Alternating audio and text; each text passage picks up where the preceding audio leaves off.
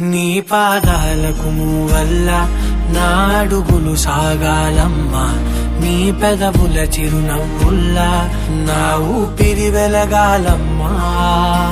నిరంతరం నీ చంటి పాపల్లే ఉండాలి నేనెన్నాళ్ళకి, నిన్ను దిలెంతగా ఎదగాలనుకోనే అమ్మా.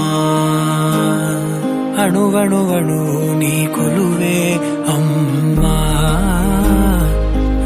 చాలా బాగా పాడావు. అది ఈ పాట మీ అమ్మకు నచ్చిందా? మీకు నచ్చిందా అమ్మా? చాలా బాగా నచ్చింది. అయితే మా అమ్మ కూడా. వస్తానమ్మా.